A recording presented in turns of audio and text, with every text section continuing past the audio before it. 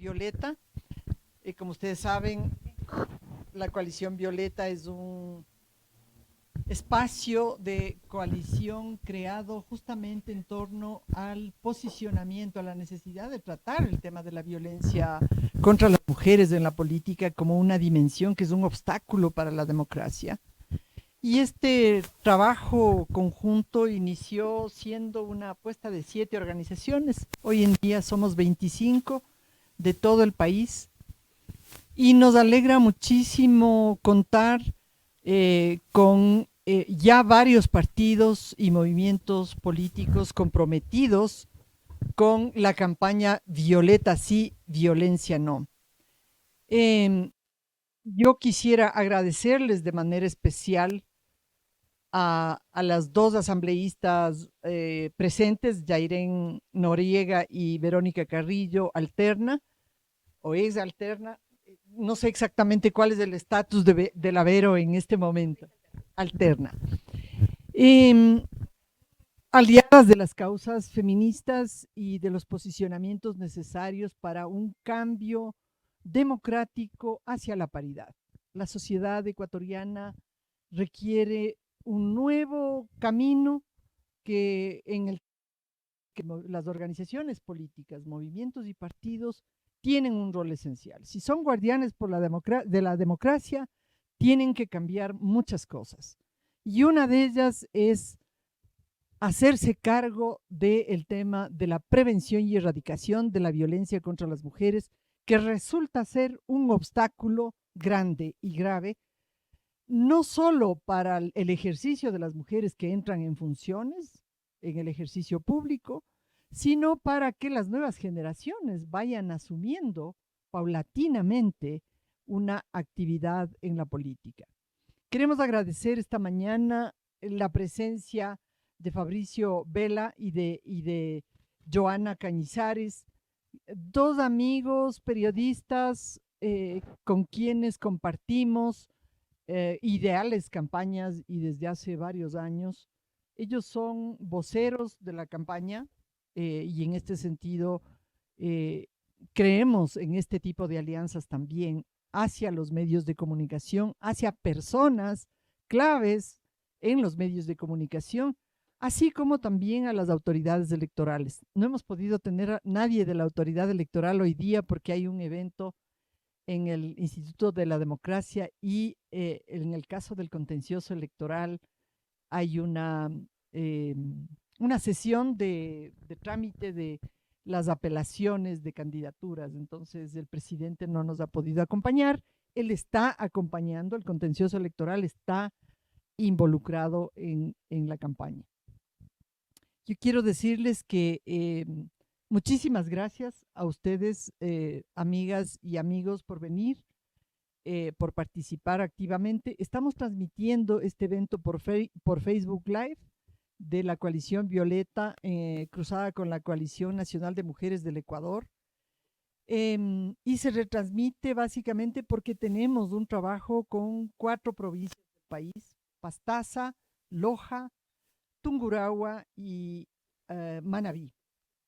Aspiramos a que el movimiento, la aspiración de un Ecuador violeta, junte más manos, cabezas y corazones y que nos podamos ir instalando en esta gran apuesta de incluir a las mujeres en la política, en la democracia, de ir alcanzando poco a poco los espacios que requerimos para mejorar la democracia. Yo quisiera darle paso a ver si presentamos el video, Ricardo.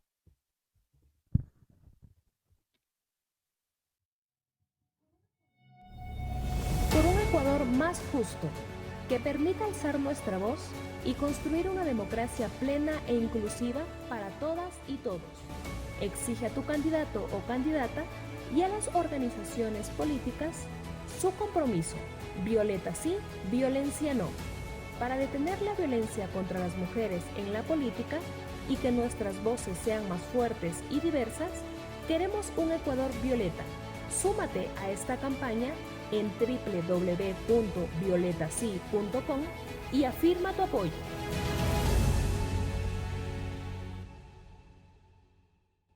Muchísimas gracias. Una pequeña introducción.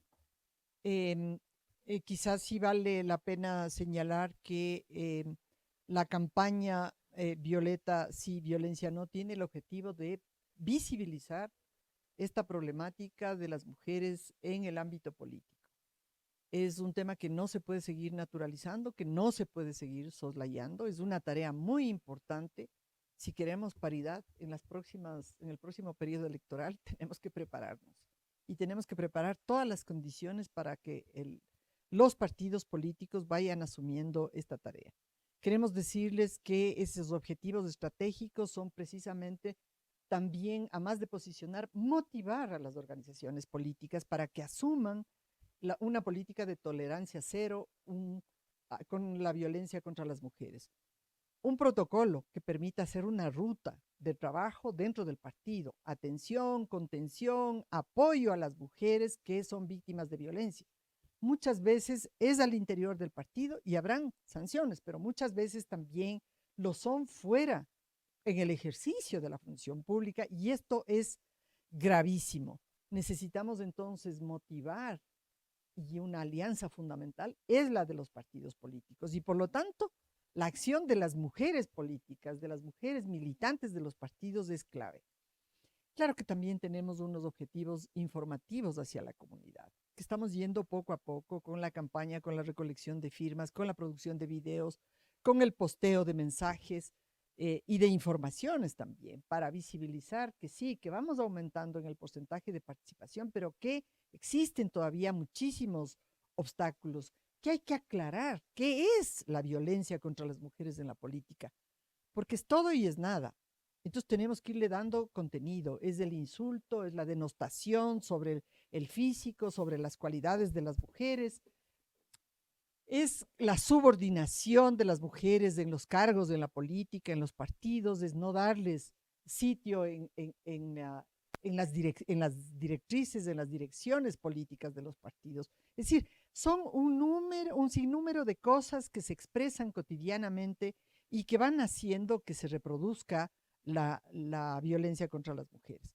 ¿Qué queremos también? Queremos exigir a los partidos y a los movimientos de este compromiso, pero de la mano vamos nosotras, estas organizaciones del compromiso Violeta, vamos a brindar asistencia técnica, acompañamiento a los partidos precisamente para llevar a cabo la implementación del compromiso Violeta. Y esto significa, obviamente, que ellos estarían asumiendo la garantía de la paridad real, las medidas concretas de tolerancia cero a la violencia contra las mujeres, el apoyo a las mujeres al interior de los partidos y en las funciones públicas. Nos parece muy importante señalar también que la campaña considera aliados estratégicos a la academia. Muy importante la participación de las universidades, de pregrado y de posgrado de todo el país. ¿Por qué? Porque necesitamos que las nuevas generaciones debatan, discutan, dialoguen, investiguen, documenten, se informen e informen a la comunidad sobre lo que ocurre con la violencia contra las mujeres en la política en cada territorio, porque ustedes ven que hay expresiones particulares en cada territorio. Entonces, decirles con esta introducción a la campaña que el objetivo de esta jornada, que durará aproximadamente, yo digo, tal vez una hora, hora y media, es posicionar la violencia, como lo estamos proponiendo, la violencia contra las mujeres en la política como un obstáculo para la democracia y identificar acciones concretas que ustedes creen que se podrían realizar para dar respuestas a la violencia política de género. Necesitamos entonces, ya en el diálogo, la propuesta es un diálogo político, una mesa de trabajo en la que haremos unas preguntas y cada quien pueda decir en 2, 3 minutos sus respuestas, sus aportes y poder conversar y volver sobre los temas. ¿Cuáles son esas preguntas? Son 5 preguntas, son 4 preguntas, perdón. La primera, y les propongo de hecho iniciar ya, no tenemos una secuencia cerrada, mucha apertura para que esto sea de verdad un diálogo. ¿Cuál es la importancia de la participación política de las mujeres para la democracia? Y yo empiezo dándoles la palabra a nuestras queridas asambleístas. Jairén.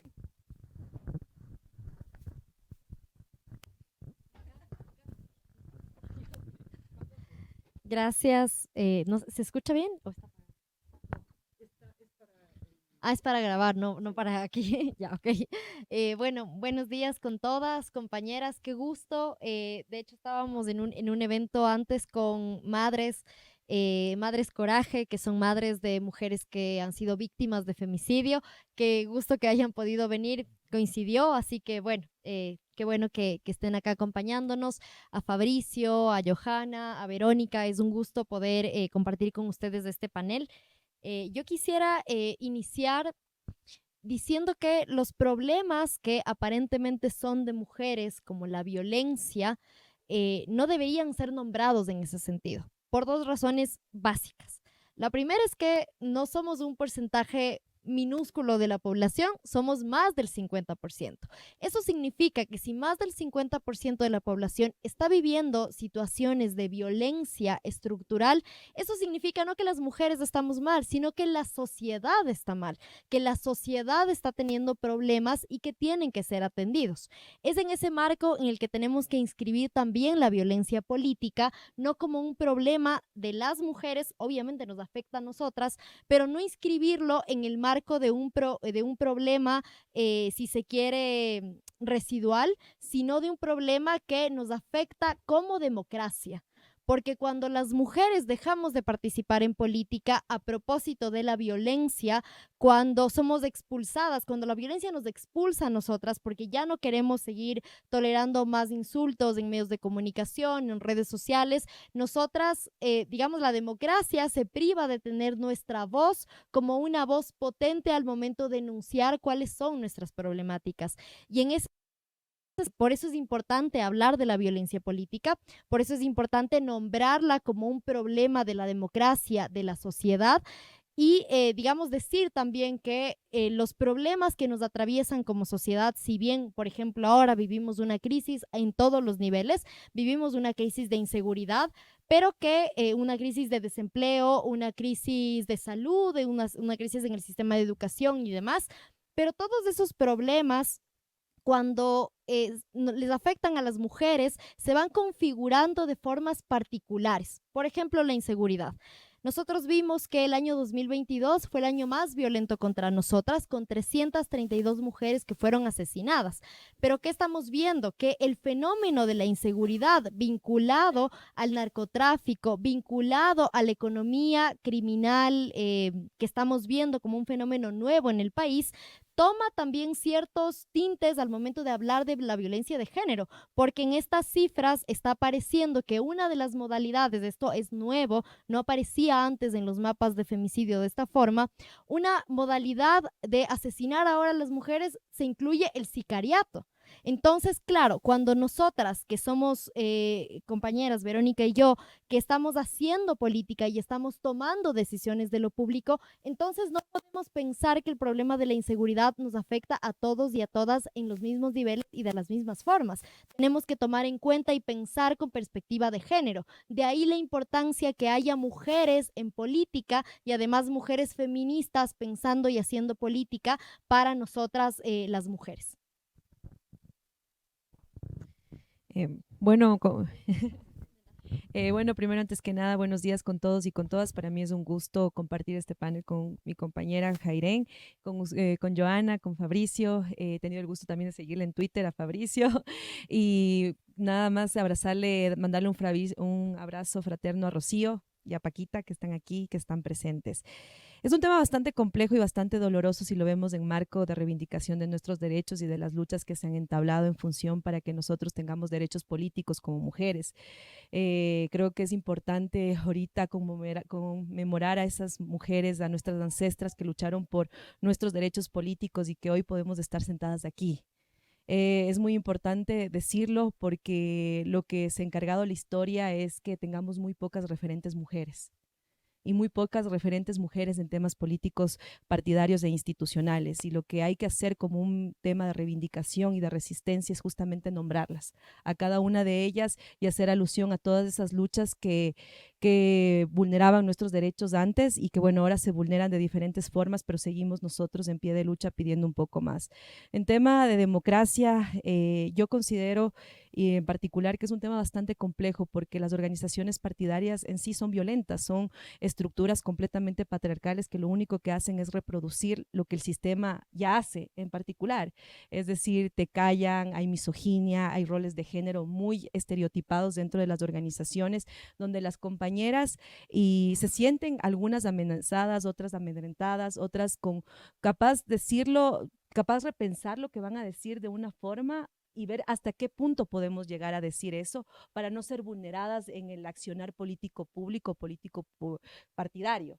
Y bueno, yo llevo más de 8 años de militancia, mi militancia fue partidaria de Izquierda Democrática y que ha sido muy doloroso ver cómo mujeres se van quedando en el camino. Muy pocas mujeres logran culminar lo que llegó a ser su sueño, el de formar parte de una organización que les represente y formar parte de una agenda que tenían en su totalidad por todos los bloqueos o por todos los altos y bajos que existen en el mundo político partidario, porque les vulneraron de alguna forma, porque dentro de la directiva no les escucharon, porque el esposo le pidió que se baje de su puesto porque tenía que cuidar dentro de sus hogares, o porque muchas de las veces el chisme o el ruido que hace no les deja tampoco culminar ese deseo de haber ejercido electoralmente una elección.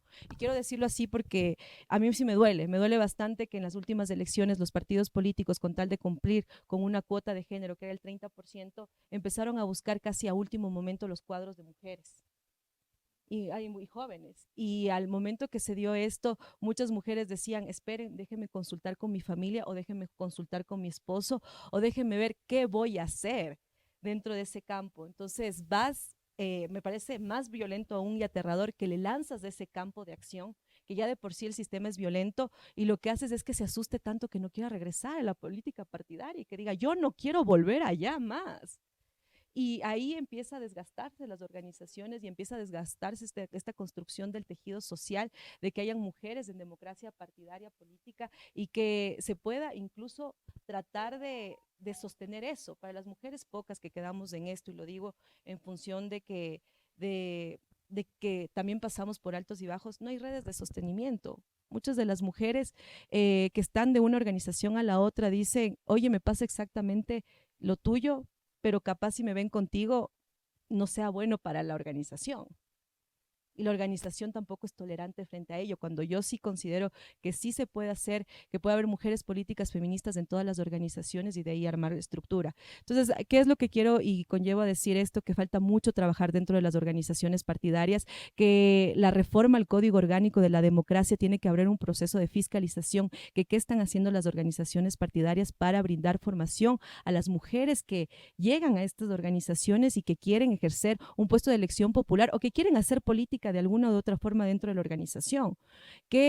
¿Cuáles son también los protocolos para la denuncia si es que me violentan dentro de la organización? ¿Cómo voy a denunciar ello y cuál va a ser la red de acompañamiento que lo decía Rocío, que a mí me parece algo muy importante? Si es que denuncio, ¿qué pasa? ¿Me van a expulsar de la organización, como lo dijo mi compañera Jairén? ¿O me va a tocar irme a otra organización? ¿O muchos de ellos ya ni me van a querer que yo sea parte de eso porque ven como un miedo latente el decirme algo? Entonces ya no voy a formar parte de la estructura mínima que se hizo dentro de esa organización para yo formar. Entonces esto yo creo que más que respuestas he dejado más preguntas acerca de lo que pasa en el ámbito de democracia, de organización partidaria y qué está pasando también con las mujeres jóvenes que deciden pelear a las internas de los partidos, que ya hay un cambio también de generacional dentro de esas estructuras y qué se está dando, cómo es ese traspaso, cómo es la nueva política que se está ejerciendo en estos ámbitos a través de la democracia representativa, pero sobre todo paritaria. Muchísimas gracias. Yo les doy paso a Joana Cañizares ahora. Gracias por esta invitación, qué gusto compartir este espacio con dos mujeres que a pesar de la violencia política, a pesar de este temor que genera ingresar en este mundo de lo político, pues decidieron dejar ese miedo atrás y lanzarse al agua y también compartir este espacio con mi compañero Fabricio Vela, es importantísimo que un hombre sea parte de esta conversación. No lo podemos hacer solas. Si pensamos que solo las mujeres debemos unirnos, bueno, pues ahí ya estamos equivocadas. Somos hombres y mujeres porque lo que queremos es igualdad. Hombres y mujeres trabajando con un mismo frente. Y yo escuchaba este tema de silenciar la voz de las mujeres, dejarla fuera de la política, dejar nuestra voz, nuestras ideas, nuestras necesidades fuera de la política es algo que no debemos permitir. Leía un análisis de ONU Mujeres y en su página mostraban cifras realmente preocupantes. Al 1 de enero de 2023 hay 31 países donde mujeres se desempeñan como jefas y o gobernantes.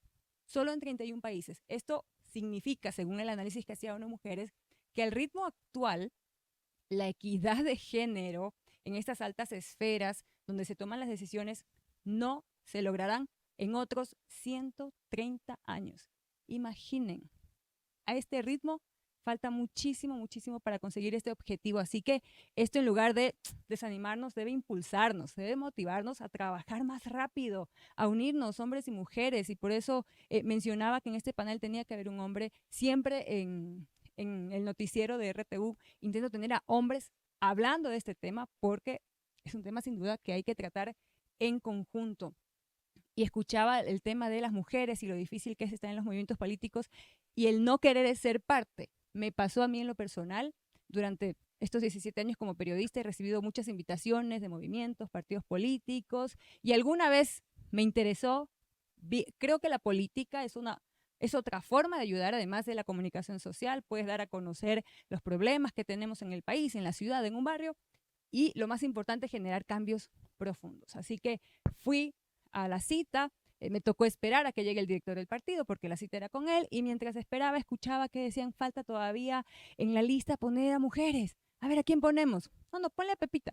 Pero Pepita no sabe nada. No importa, ponle a Pepita porque lo que queremos es cerrar la lista porque ya hay que mandar. Y claro, yo misma vi cómo se maneja el armar una lista. Obviamente me decepcioné, dije, este movimiento no es, y me voy por otro lado. Y claro, está el hecho también de buscar un movimiento, un partido que cumpla con todos nuestros intereses, nuestras altas expectativas. Yo quiero esto, yo quiero lo de acá, no, este no lo tiene, no, el de acá ya ha hecho esto. O sea, es tan difícil encontrar un movimiento, un partido político que nos anime a poder impulsarnos y también ingresar a este mundo de la política. Así que hay muchas, muchas dificultades, pero esta iniciativa que Rocío plantea, pues ya nos da un rumbo para poder avanzar y generar estos cambios, porque la opción no es no hacer nada. O sea, esa no es la opción en definitiva. Las mujeres debemos estar en política y debemos estar en nuestros diferentes espacios, ya sea la comunicación, en redes sociales, que también podemos aportar, en nuestros hogares, porque desde ahí incluso podemos ir cambiando estos estereotipos de las bromas típicas de que, exacto, los micromachismos, ¿no? O sea, si hay tráfico, es que es una mujer. Que, o sea, son estas cosas que yo las escucho incluso de mis compañeros en el estudio. Mi compañero que está en el noticiero, Jonathan Carrera, hizo ayer esta broma y yo me quedé, ¿en serio? ¿Quiere seguir normalizando esta broma y seguir haciendo pensar a la gente que por el hecho de ser mujer hay tráfico, por el hecho de ser mujer hay tantos problemas? No podemos seguir. Entonces hay que aprovechar incluso desde nuestro hogar a nuestros hijos, a nuestro esposo, a nuestro vecino, a nuestro colega, y más si tenemos este espacio privilegiado, el Fabri y yo, en un medio de comunicación para llegar a miles de personas, contarles lo que está ocurriendo y ser parte de ese cambio. Y por eso estamos aquí poniendo nuestra voz, sumando nuestros espacios. Yo tengo la oportunidad de tener un medio digital, tuvoz.tv, así que ya estamos listos para ser parte de la coalición. Estoy en RTU, soy parte de un medio internacional también como corresponsal, así que hay que unirnos, hombres y mujeres. Ahí está la clave para poder trabajar en conjunto. Muchísimas gracias. Muchas gracias. Primero, saludos a Rocío por esta cordialísima invitación. Cuando me llamó la semana anterior Rocío, le dije encantado de participar unos minutos en este espacio, a mi compañera y amiga Johanna, a Jairén y también a Verónica. Qué gusto compartir con ustedes este panel. y a todos quienes nos están siguiendo a través de la transmisión y a las damas y los caballeros que están presentes acá. Eh, a ver, les quiero contar algo que pasó ayer. Estaba pensando y tratando de buscar politólogas mujeres para invitar mañana a mi espacio. Politólogas mujeres. Y no les exagero que me rompí la cabeza buscando. Ya. No es que no hay, sí hay. El tema es que falta difusión de quiénes hay. Créanme, buscando en las redes, por ahí la Lolo Miño igualmente creo que estaba buscando a alguien de algunas politólogas y ahí vi que habían arrobado un montón. Y ahí empecé yo a sacar un poco en mi lista del Twitter, mujeres politólogas. ¿Qué quiero decir con esto? Las hay, pero ¿qué falta? Visibilizarse más.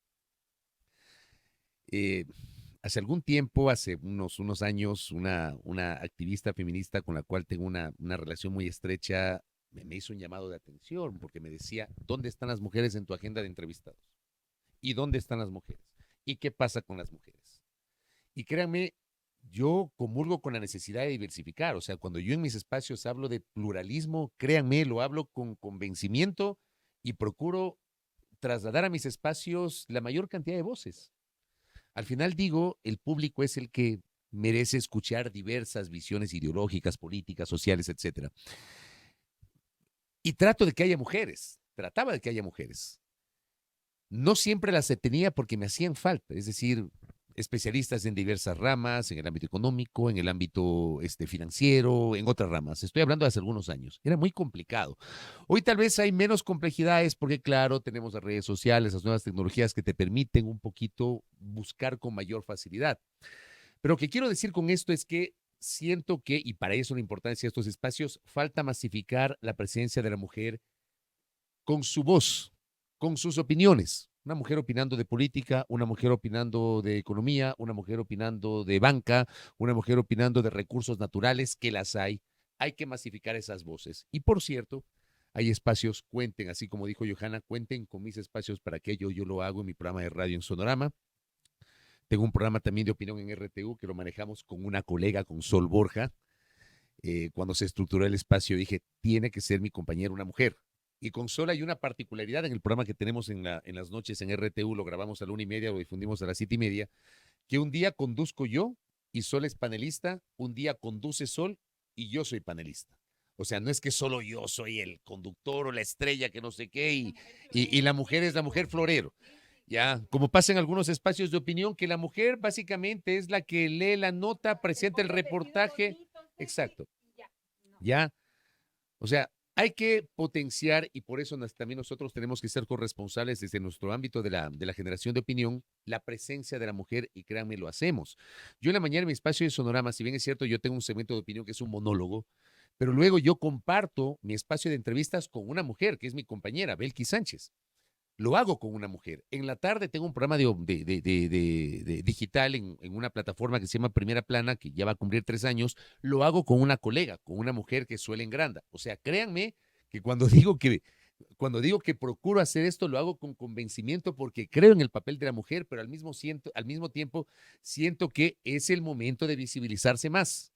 Ustedes tienen que visibilizarse más. Yo les planteo esto de buscar las politólogas. No las encontraba, digamos que ahí buscando me las encontré, pero debería ser más fácil para nosotros también, para que no haya excusa de por qué un medio no les invita. Eso tal vez por un lado.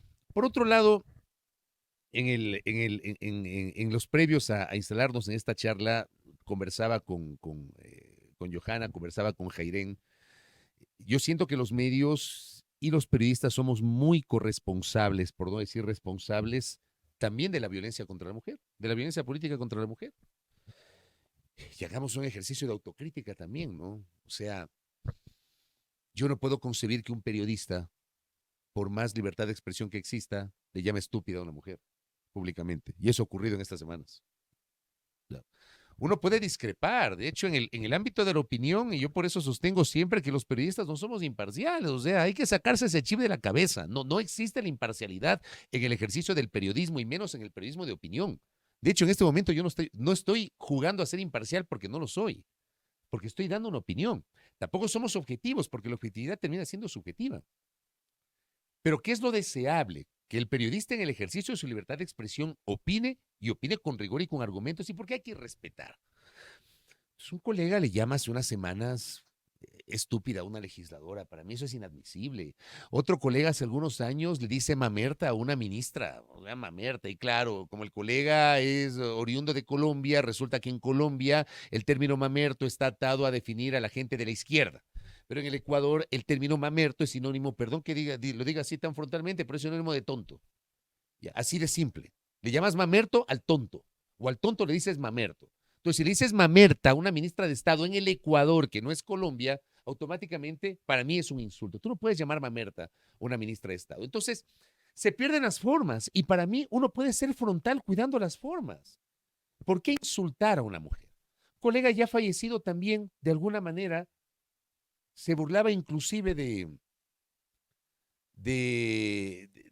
pueblo afro, diciendo que ahora ya no hay cómo decirle negro al negro, ni este otro término que no lo voy a decir a la persona LGBTI o qué sé yo. O sea, creo que nos está faltando a los periodistas, y es lo que quiero decir, nos está faltando bajar un poquito los decibeles y entender que hay que honrar el oficio. Y una forma de honrar el oficio es, sí, sé frontal, sé directo, administra la sinceridad, hazlo con rigor y con argumentos, pero ¿por qué ser irrespetuoso? Porque esto termina, y hoy que las redes corren a una velocidad, o sea, en mi tiempo, cuando yo empecé como periodista, la radio era el medio más rápido para llegar. O sea, tú cogías, te ibas a una cabina de teléfono, sacabas un reporte en vivo por teléfono cuando no había esto. Yo empecé como periodista en el año 92, en diciembre. 18 años tenía, no soy tan viejo por si acaso. Pero claro, en ese tiempo no había ni celulares ni internet. Yo me gradué quemándome las pestañas en la biblioteca del colegio, pero ahora uno se puede graduar en la casa con el Google y con la computadora. Así es, ¿ya? Y claro, con el paso de los años las cosas van evolucionando, pero lamentablemente también hay cosas que van involucionando. Y creo que una de las cosas que han involucionado es el ejercicio de la libertad de expresión.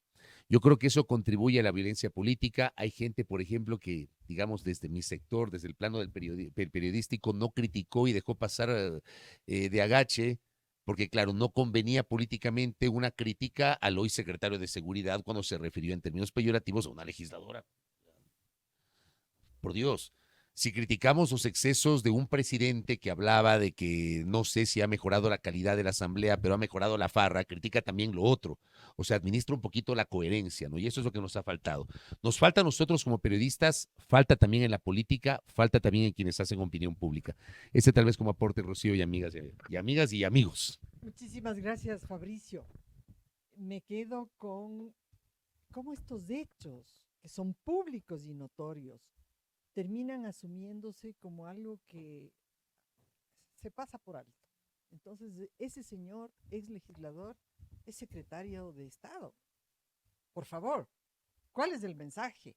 Que se suma la violencia contra la mujer. Entonces, eso es lo que tenemos que cambiar. No podemos ser tolerantes. Tolerancia cero a ese tipo de actitudes.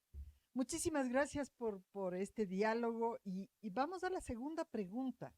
¿Qué hacemos? ¿Cómo enfrentamos la violencia hacia las mujeres en la política? Porque es una barrera, ¿verdad? Es una barrera para el liderazgo y para su participación en todos los niveles de decisión. Y yo le vuelvo a dar la palabra, pero esta vez a Verónica. Bueno, yo escuchando lo que decían, lo que me antecedía la palabra, tanto Fabricio como Joana, me recuerda mucho también, y lo vuelvo a repetir, porque las estructuras de violencia política es en todo ámbito. Y claro, yo una vez que fui a dar entrevista, me acuerdo clarito que lo que me preguntaba el entrevistador era qué se va a hacer con el presupuesto cultural o qué se va a hacer para las fiestas en Quito. Pero a mi compañero, que era igual candidato, le decía, ¿qué vas a hacer con el presupuesto en temas de economía, movilidad y seguridad? Entonces, ya hasta las tipologías estaban determinadas si eres mujer o si eres hombre. Y a mí me indignó, te voy a ser súper franca, y yo le respondí. Dije, le voy a responder primero lo que le preguntó a mi compañero y luego lo del presupuesto de fiestas y todo lo que tenga que ver de esa índole, porque sentía que yo tenía las mismas capacidades de mi compañero al responderlo. Sin embargo, lo hicieron con estas pequeñas misoginias que lo naturalizamos, no lo haya hecho con un sentido de hacerlo a propósito, sino de hacerlo como normalizarlo en estos ámbitos. Y claro, muchas de las veces nosotros estamos, o sea, normalizamos absolutamente todo desde el ámbito también político. Cuando tú llegas a mí, me pasó a mis 23 años que yo empecé a militar, llegué a una reunión en el tema político partidario y me daban todos los diminutivos posibles que puede haber. O sea, era chiquita, bonita y qué guapa la nena. Nunca me llamaron por mi nombre, pero a mi compañero de mi misma edad que militaba en la misma organización le llamaban Juan. Y también dentro de las mesas de las organizaciones partidarias hay muy pocas mujeres tomando decisiones dentro de estas organizaciones y eso duele bastante porque una, le ven como la loca, la histérica, la que hay con esta mujer no se puede hablar porque ya empieza con su feminismo, que a veces también es feminazi, que duele bastante que los términos también se confundan dentro de la organización. ¿Y tú a quién vas y te quejas? A una estructura que dices que es el Consejo de Ética, capaz de la organización que estás militando, pero ese Consejo de Ética ¿quiénes tienen de la mano? Hombres también que reproducen todo el sistema machista patriarcal que existen dentro de estos ámbitos. Entonces no es un lugar seguro para que tú emitas una denuncia. Y el hecho también de que seas una única mujer o hayan pocas mujeres dentro de la organización que son feministas y que creen en este proceso, también les da miedo y el miedo es lo que la verdad duele que existan dentro de las organizaciones. ¿Qué es lo que se tiene que hacer? Yo muchas de las veces he hablado que se haga una reforma a los estatutos de la organización poniendo un consejo de igualdad o un comité de igualdad para la denuncia de una secretaría de género dentro de estas instancias partidarias. El partido no lo ha querido porque dice, a ver, vamos a tener que crear comités de igualdad en todas las direcciones provinciales, eso también es riesgoso. Y le digo, claro, pues ahí va a tener la mujer que quiera hacer una denuncia hasta de un acoso sexual o una agresión física, psicológica de su compañero, va a ser con una compañera que de verdad crea que lo está haciendo y que le dé el seguimiento y el acompañamiento como una red de sostenimiento a la interna de la organización.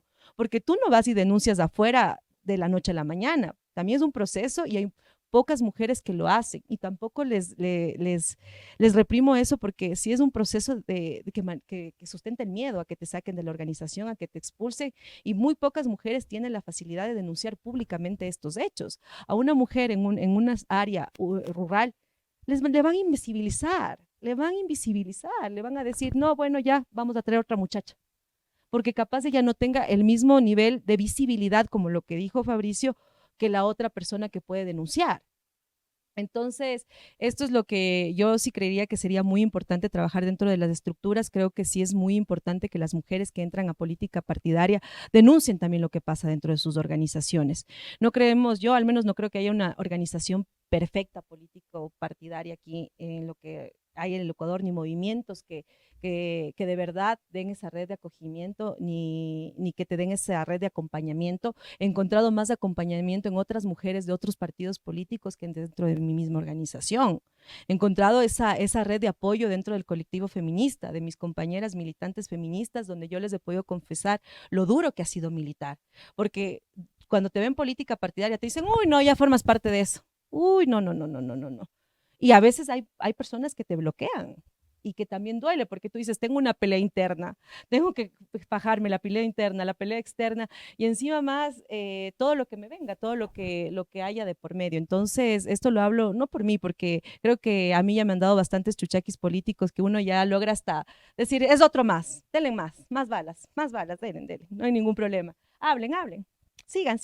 Pero hay mujeres que se asustan cuando llegan y esas mujeres son las que tenemos que tenerles ahí, que sigan la lucha, porque si no, no vamos a lograr la paridad que tenemos. Esta vez 30%, sin embargo, el Consejo Metropolitano de Quito llegaron menos mujeres que el anterior. Entonces, ¿qué dice la reforma al Código de la Democracia? ¿Qué va a pasar en el 2025, 50-50? Yo no creo que logremos 50-50 dentro de la Asamblea Nacional. ¿Por qué? Porque hay las encuestadoras que hablábamos, Rocío. Las encuestadoras mismo vulneran el derecho de participación de las mujeres, porque dicen, hay una pregunta, ¿por quién votarías? ¿Hombres o mujeres? Y ellas evidencian que la gente votaría más por hombres que por mujeres. El 80% por hombres, 20% por mujeres. Eso también ya es una forma de obstaculizarte y de violentarte como mujer tu derecho a participación. Creo que hay unos temas muy amplios y algo que sí debo de decir y que ahí le digo a mi compañera Jairén que hay que luchar dentro de la Asamblea Nacional es una reforma a la malla curricular de educación superior. Tiene que haber una materia de política que se analicen, que se vea y que se dialogue de estos temas, como lo dijiste, Rocío, porque si no, en el 2023, lo digo por efecto de causa, los jóvenes no conocían a sus candidatos y candidatas. Y el 30%, si me atrevo a decir, la mayoría era de nulo, entre el 20 o 30% era de nulo, ausentismo, y eran de jóvenes, porque no conocían por quién votar. Entonces, eso también difiere en el tema de la democracia. Somos una generación mucho más empática, mucho más responsable en ciertas cosas, mucho más humana con ciertos temas. Y que esa generación no vote, quiere decir que tenemos unos 10 años a 20 años más de los mismos de siempre gobernando.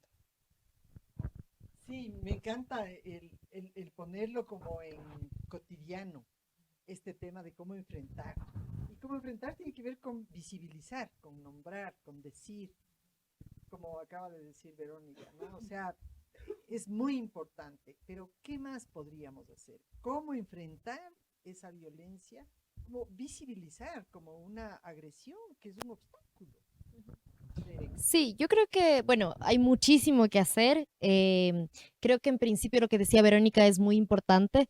El sentirnos acompañadas en cualquier tipo de denuncia para nosotras es muy importante porque muchas veces las violencias ocurren en espacios tan privados que es muy difícil que haya pruebas porque una no puede estar filmando todo el tiempo porque tampoco se imagina que su compañero de curul o que una persona en su misma organización política se va a atrever, ¿no? A violentarnos de muchísimos tipos. Entonces, creo que lo importante en muchos sentidos es creernos, es acompañarnos, es saber que estamos juntas, que nos sostenemos.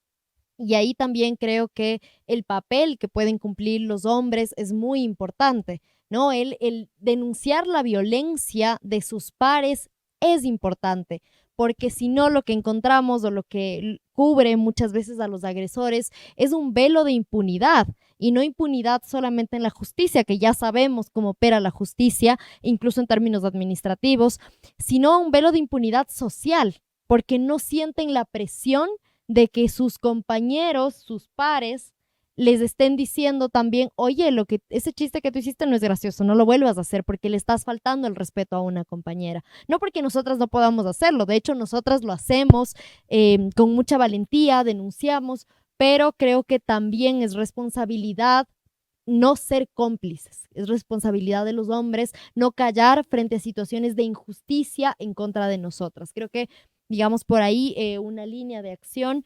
Creo que otra línea de acción fundamental es a la interna de los partidos. Los partidos políticos tienen que reconocer la violencia política como un problema y de vuelta, no como un problema de mujeres que tienen que solucionar las mujeres, sino como un problema de la democracia, como un problema de la constitución de las propias dinámicas organizativas dentro de los espacios en los que se está desarrollando la política y de ahí que existan obviamente protocolos de acción de atención cuando sucede la violencia dentro de militantes, dentro de su propia organización. En mi organización política, lastimosamente, ha sucedido.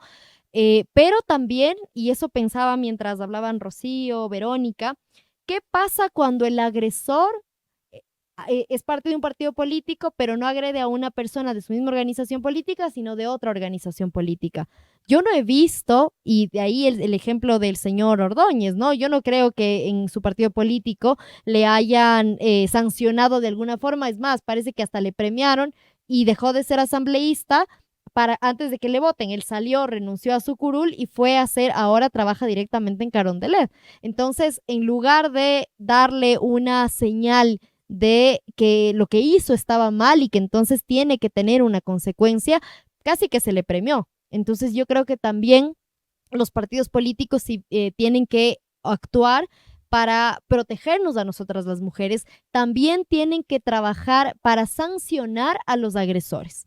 Incluso si es que la agresión no es a una compañera de la propia organización política, sino de otras organizaciones. Y para ello creo que iniciativas como estas son muy importantes en la medida en que nos ayuda a nosotras desde dentro de las organizaciones políticas tener un apoyo externo, ¿no? Del movimiento de mujeres, de las organizaciones feministas, para poder combatir a la interna, porque ya lo decía, me parece que Rocío o Verónica, no existe un partido político totalmente feminista en este país, eso hay que decirlo.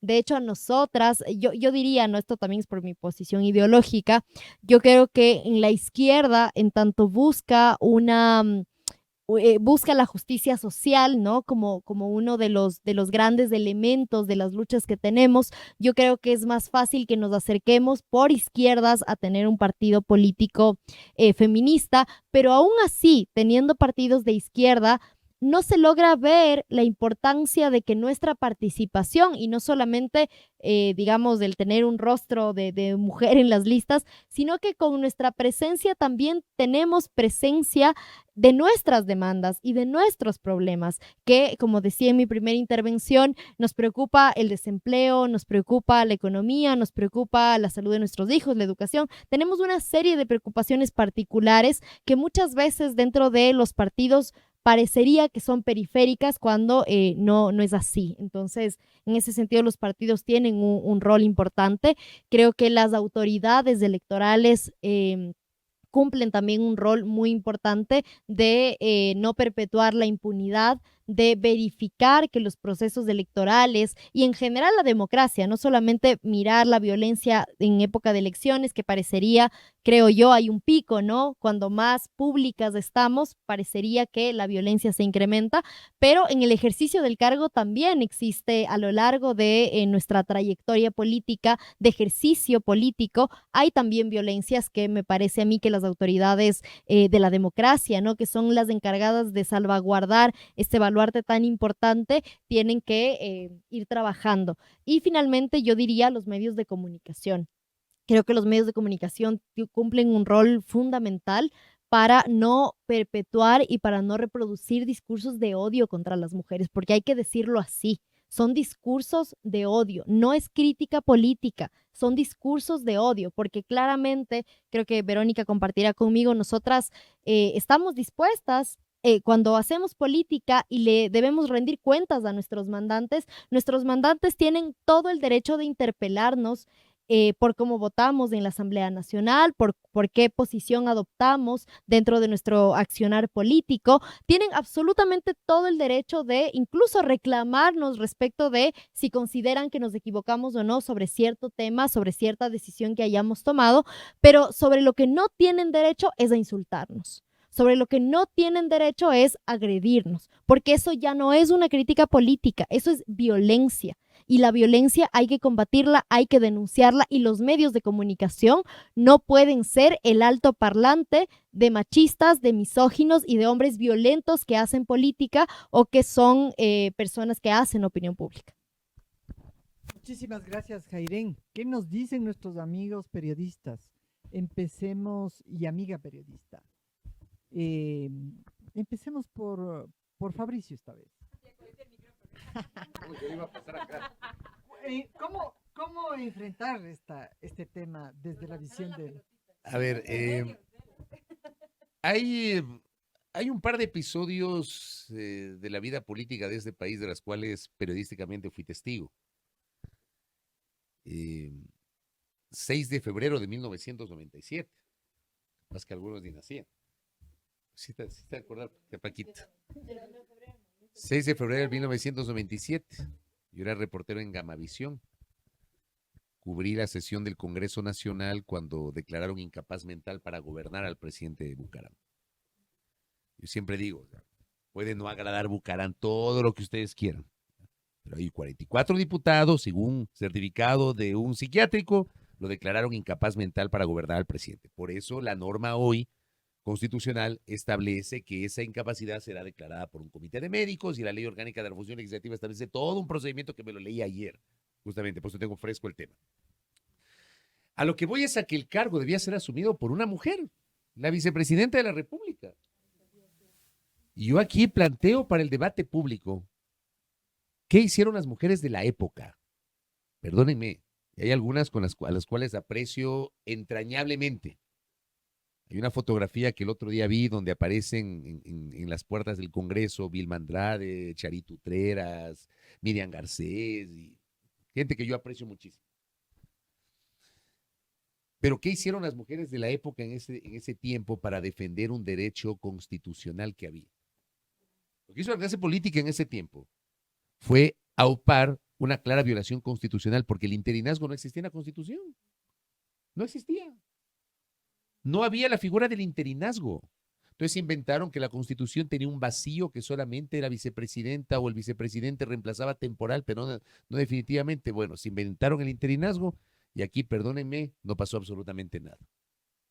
Fui testigo de eso. ¿Qué pasó en agosto del año 2000? Agosto del año 2000. El Congreso Nacional tenía que renovar presidente del Congreso, ¿ya? Durante los 2 primeros años. En el año 98 empieza a regir la Constitución redactada en Sangolquí, la reforma constitucional redactada en la Academia de Hierro. Entonces, ¿qué decía? Que el presidente del Congreso o presidente del Congreso, los 2 primeros años, debía pertenecer a la organización política más representada. Entonces, Juan José Pons de la Democracia Popular, ahora metido en el caso Danubio, del que ya nadie habla, presidente del Congreso. Partido Social Cristiano, segunda fuerza política. Carlos Falqués Batallas, el primer vicepresidente del Congreso. Y por primera vez en el 98 hubo la figura de la segunda vicepresidencia, que no existía hasta antes de la Constitución del 98. Nina Pacari, una mujer indígena. En el año 2000 le correspondía al Partido Social Cristiano. Entonces los socialcristianos proponen la candidatura de Javier Neira, que era el candidato del ingeniero Febres Cordero, que en paz descanse. Y hubo una movida política en el Congreso y terminan eligiendo a Susana González, no la prefecta del Guayas, sino una diputada de ese tiempo, Azuaya, homónimo de la prefecta saliente del Guayas, Susana González de Vega, creo que era. La eligen presidenta y bueno, se armó toda una discusión política, jurídica, presentaron una demanda en el Tribunal Constitucional de la época, los asesores y el equipo de trabajo de los socialcristianos se tomaron el pleno del Congreso Nacional, el salón plenario. 3 semanas estuvieron tomados ahí para impedir que sesione el Congreso, mientras el Tribunal Constitucional se pronunciaba, y el Tribunal Constitucional, que era dominado por los partidos políticos, porque también hay que decir las cosas como son, le dio la razón a los socialcristianos y dispuso la nulidad de la votación de la señora González. Y volvieron otra vez a Fogacero para elegir presidente del Congreso Nacional. Luego, ¿saben qué pasó? Pasó exactamente lo mismo. Los socialcristianos propusieron a Simón Bustamante, pero el Congreso terminó eligiendo a otro diputado socialcristiano de la época, que era Hugo Quevedo, diputado del Oro. Yo siempre me acuerdo de esa votación porque en ese tiempo, a diferencia de ahora, ustedes damas que son legisladoras, hoy votan electrónicamente. En mi tiempo se votaba alzando la mano, que era la votación simple, o la votación nominativa, que era cada diputado expresaba su voto a viva voz, levantaba la mano y decía a favor o en contra, o la votación nominal, que era más larga, se utilizaba sobre todo para las interpelaciones o juicios políticos, que votaban razonando el voto durante 10 minutos, y la votación era nominativa. Entonces, el rato que le toca a Hugo Quevedo, se levanta y dice, o sea, su voto era por Simón Bustamante, tenía que ser, voto por el diputado Hugo Quevedo. Y empiezan nosotros a votar, porque había primer llamado, segundo llamado. Entonces, algunos estratégicamente no votaban en el primer llamado, votaron en el segundo. Hugo Quevedo, presidente del Congreso. Y ahí no pasó lo mismo. O sea, rechazaron la designación de Susana González y plantearon un recurso ante el Tribunal Constitucional y luego hicieron exactamente lo mismo. Pasó exactamente lo mismo, pero ya no hubo el mismo reclamo. O sea, rechazaron a la mujer, pero la avalaron al hombre. Son anécdotas que uno mismo ha vivido y que recoge la política, porque de eso se debería aprender. ¿Qué hicieron las mujeres en ese tiempo? Nada. ¿Qué es lo que yo he sentido a lo largo del tiempo? Hoy evidentemente tenemos más espacios de voces, tal vez hay unas lógicas distintas. Yo seguí muy de cerca buena parte del debate constituyente en Montecristi, que fue enriquecedor desde el punto de vista de los derechos. Sin duda alguna, para quienes denostan la Constitución, yo creo que puedes discutir la parte, digamos, orgánica, pero la parte dogmática yo creo que hay que defender, ¿no? La parte de los derechos. Hay derechos adquiridos que no se pueden perder. Hay más voces. Pero estas cosas del pasado deben servir ¿para qué? Para reflexionar sobre los errores del pasado y que no ocurran en el presente. La clase política, por ejemplo, sigue poniendo y privilegiando la participación de los hombres, ¿ya? Como cabezas de lista. Y yo veía un dato que tenía aquí, justo tenía un dato por acá. Ejemplo. ¿Cómo es posible que de 221 alcaldes, solamente 42 sean alcaldesas en las últimas elecciones electas? El 19%. De 23 prefectos o prefecturas, porque Galápagos no tiene prefectos, solamente tenemos 7. Eso también debe invitar a la reflexión. Y no pasa solo porque la gente no elija mujeres. Porque porque habría que ver las listas de concejales. ¿Cuántas listas estuvieron encabezadas por mujeres? ¿Cuántas listas de asambleístas están encabezadas por mujeres? ¿Cuántas mujeres a su vez participaron como candidatas al Consejo de Participación Ciudadana y Control Social? Menos que la cantidad de hombres. La papeleta de mujeres era más pequeña que la papeleta de hombres. Entonces yo sí creo que eso invita a la reflexión para mejorar. No basta con lo que dice la ley, porque yo sostengo que la ley, lamentablemente, yo desde que me acuerdo, año 99-2000 que se empezó a hablar de la ley de cuotas. ¿Te recordará, Rocío? 98, ahí está. La ley de cuotas. Empezaron a hablar de la ley de cuotas, se bypasearon la ley de cuotas. Empezaron a hablar de la alternabilidad, la secuencialidad. Eso no siempre funcionó. Ahora están obligados. A mí hay una cosa que me escandaliza. El otro día yo posteaba un tuit, porque claro, se empezó a viralizar que supuestamente en una reunión de Ambato se estaba preparando el binomio presidencial del 2025, Fernando Villavicencio a la presidencia, Patricio Carrillo a la vicepresidencia. Entonces yo en alusión a eso decía, hello, un momentito, o sea, lean el Código de la Democracia. O sea, en 2025 tienes un hombre y una mujer o una mujer y un hombre. El binomio en 2025, el binomio presidencial tiene que ser paritario. Un hombre y una mujer o una mujer y un hombre. No puede ser dos hombres y dos mujeres. Y claro, si ustedes revisan las reacciones, la interacción de ese tuit, yo me quedé loco. Me quedé impresionado. Hubo un montón de gente diciendo, pero ¿cómo es posible? Pero ya tienen no sé cuántos derechos, que no sé qué, pero que se presenten a las urnas y dónde están las libertades.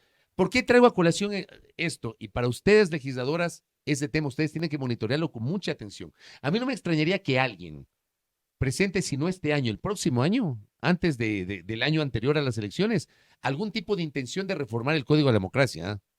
para eliminar esta obligación legal que hay. O sea, no me extrañaría, porque de verdad que estamos viviendo en un momento de mucha inestabilidad política y de dinamitar la institucionalidad del país.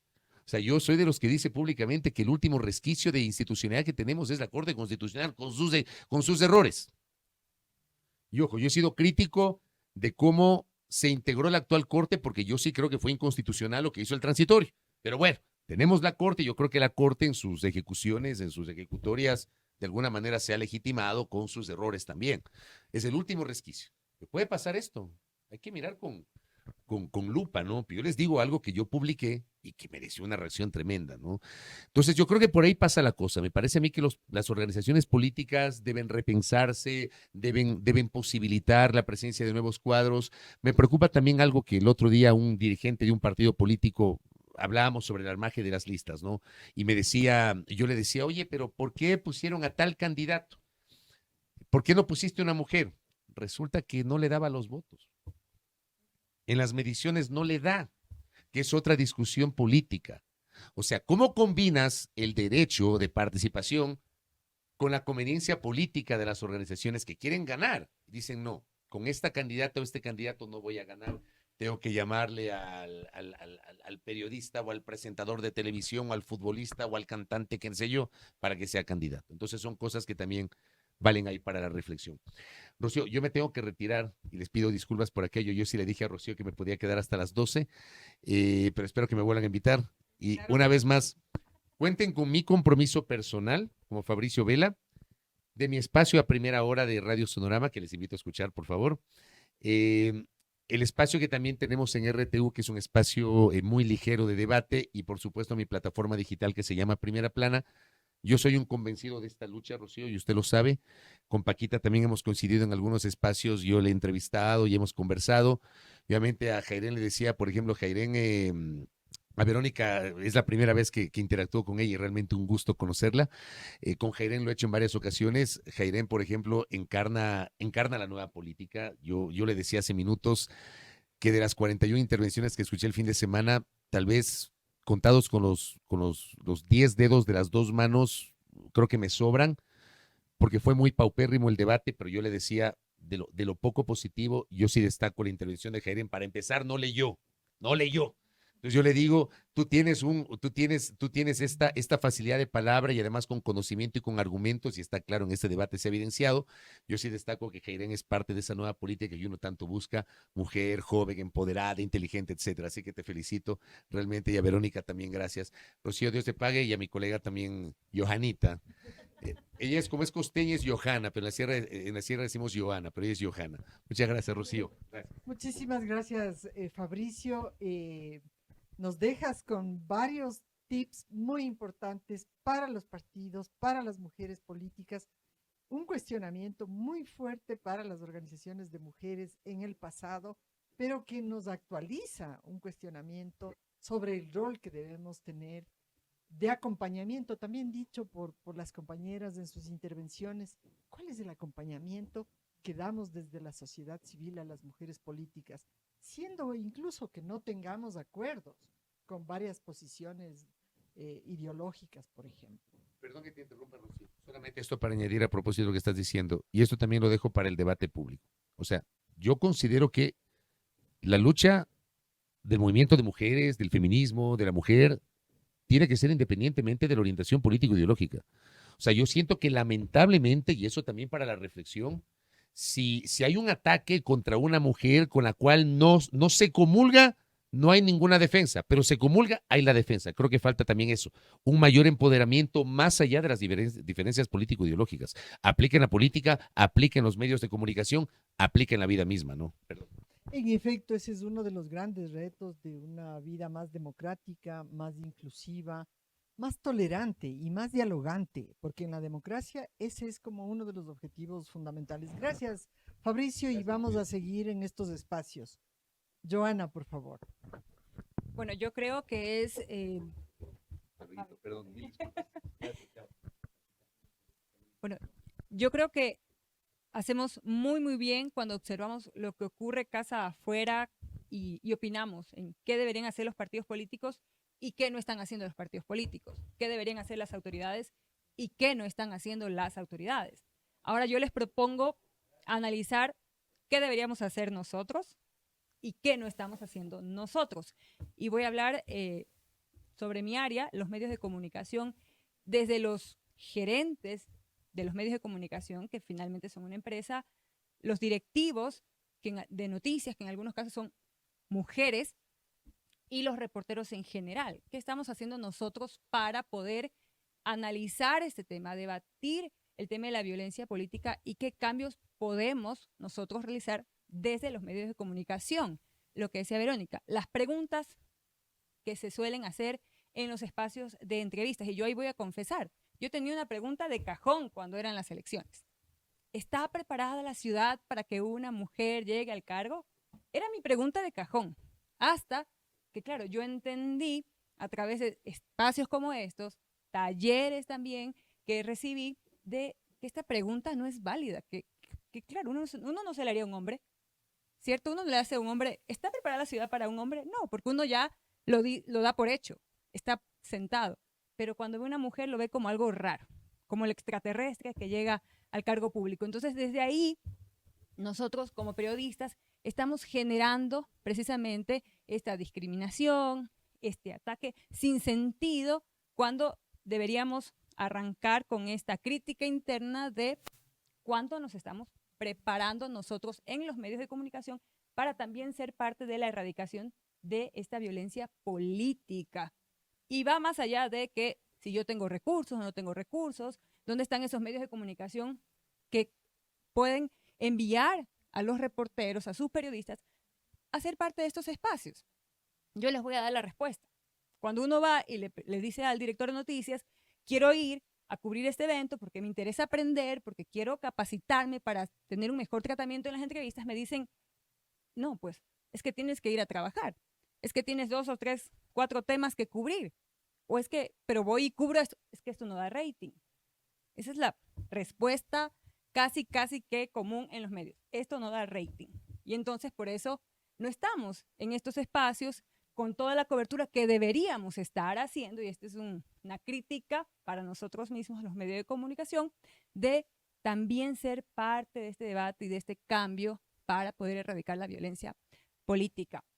Y de ahí también uno mismo como periodista debe buscar estos espacios porque hay muchos lugares, muchas instituciones, organizaciones que dan estos talleres de forma gratuita y yo he podido participar y por eso ya tengo, creo, una visión diferente y una concepción diferente de lo que debemos hacer en el ámbito periodístico. Ahora, hablemos también de la sororidad. ¿Qué pasa con nosotras las mujeres cuando vemos que otra mujer, que nuestras compañeras están siendo atacadas? Más allá de si es un partido político, si es periodista o no, o simplemente es una ciudadana común.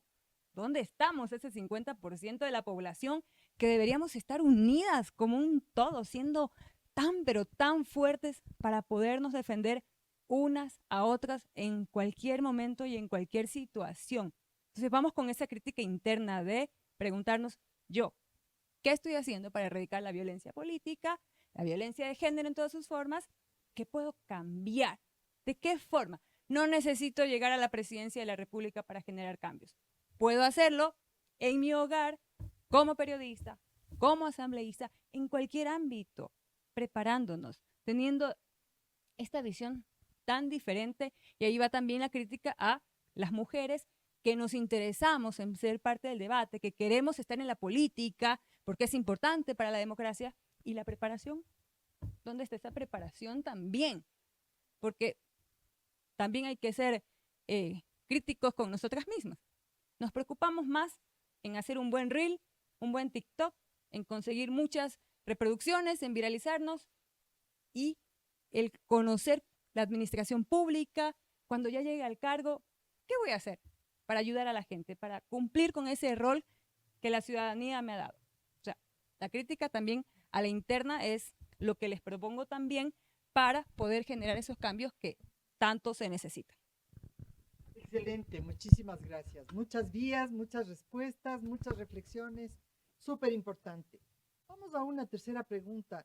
¿Cuáles son los retos de liderazgo y la participación de las mujeres que deciden entrarle a la política? ¿Cómo le ven ustedes? Jairen. Yo creo que, y justo voy a conectar con la última idea que Joana dejaba sentada sobre la mesa, que tiene que ver con la preparación. Y cuando hablamos de la preparación, yo no lo encasillaría en un problema individual, sino en un reto que tenemos que asumir como partidos políticos.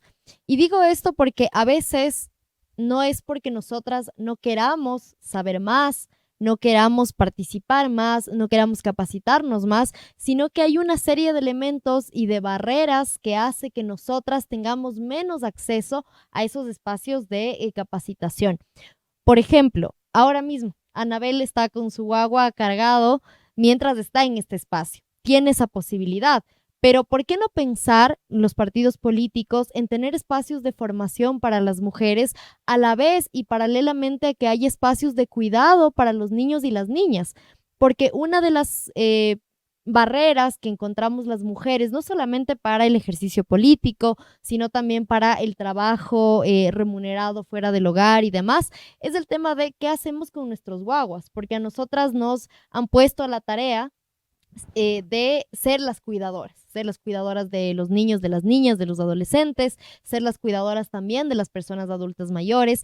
Y esos trabajos de cuidado no remunerados hacen que nosotras, y esto no lo digo yo, hay una encuesta del uso del tiempo que ahora ya está desactualizada, en su momento fue bastante pionera, ¿no? La realizó el Instituto Nacional de Estadísticas y Censos, y esta encuesta lo que demostraba es que nosotras, algo que nosotras ya sabíamos, ¿no? Pero para darle legitimidad había que poner un número y hacer un estudio, pero esto nosotras, nuestras mamás, exacto, tenía que decirlo el INEC para que entonces tenga validez, algo que nosotras ya sabíamos, nuestras madres, nuestras abuelas, y es que las mujeres le dedican muchísimo más tiempo y muchísimas más horas a los trabajos de cuidado dentro del hogar y que son trabajos no remunerados. Entonces, si nosotras queremos participar en política o incluso dedicarnos a prender la televisión y ver una película y estar en paz, eso muchas veces no podemos porque tenemos una serie de trabajos alrededor del hogar que nos impide a nosotras tener espacios de ocio,